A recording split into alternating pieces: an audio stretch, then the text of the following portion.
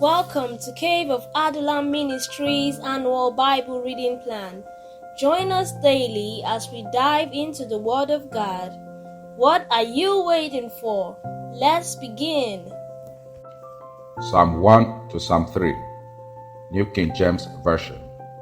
The way of the righteous and the end of the ungodly. Blessed is the man who walks not in the counsel of the ungodly, nor stands in the path of sinners, nor sits in the seat of the scornful, but his delight is in the law of the Lord, and in his law he meditates day and night. He shall be like a tree planted by the rivers of water, that brings forth its fruit in its season, whose leaf also shall not wither, and whatever he does shall prosper. The ungodly are not so, but are like the chaff which the wind drives away. Therefore the ungodly shall not stand in the judgment, nor sinners in the congregation of the righteous. For the Lord knows the way of the righteous, but the way of the ungodly shall perish. Psalm 2. The Messiah's triumph and kingdom. Why do the nations rage, and the people plot a vain thing? The kings of the earth set themselves, and the rulers take counsel together against the Lord and against his anointed, saying, Let us break their bonds in pieces, and cast away their cords from us. He who sits in the heavens shall laugh. The Lord shall hold them in derision. Then he shall speak to them in his wrath, and distress them in his deep displeasure. Yet I have set my king on my holy hill of Zion. I will declare the decree. The Lord has said to me, You are my son. Today I have begotten you.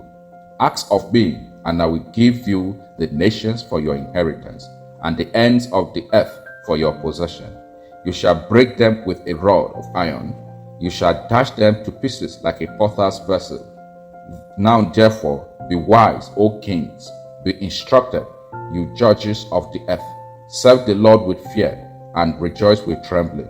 Kiss the Son, lest he be angry, and you perish in the way. When his wrath is kindled but a little, blessed are all those who put their trust in him. Psalm 3.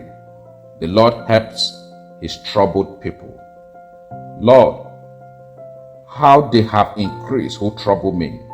Many are they who rise up against me. Many are they who say of me, There is no help for him in God. But you, O Lord, are a shield for me, my glory, and the one who lifts up my head. I cried to the Lord with my voice, and he heard me from his holy hill. I lay down and slept, and awoke, for the Lord sustained me. I lay down and slept. I awoke, for the Lord sustained me. I will not be afraid of 10,000 of people who have set themselves against me all around. Arise, O Lord, save me, O my God, for you have struck all my enemies on the cheekbone. You have broken the teeth of the ungodly. Salvation belongs to the Lord. Your blessing is upon your people. Acts chapter 17, from verse 1 to verse 15. The New King James Version. Preaching Christ at Thessalonica.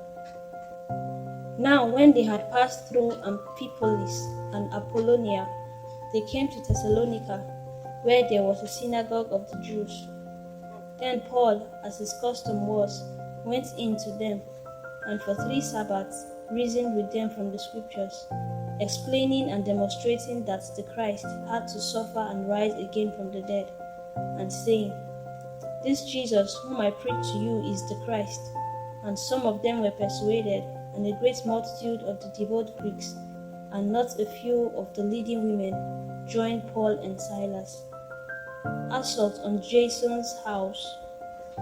But the Jews who were not persuaded, becoming envious, took some of the evil men from the marketplace, and gathering a mob, set all the city in an uproar, and attacked the house of Jason, and sought to bring them out to the people.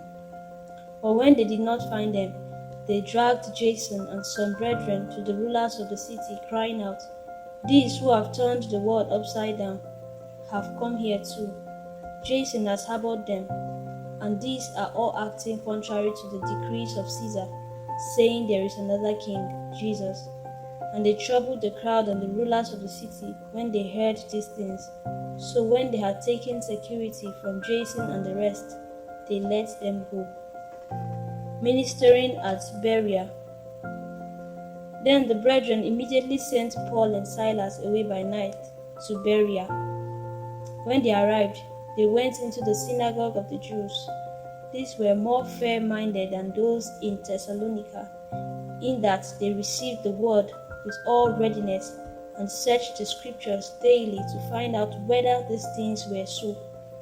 Therefore many of them believed, and also not a few of the Greeks, prominent women as well as men.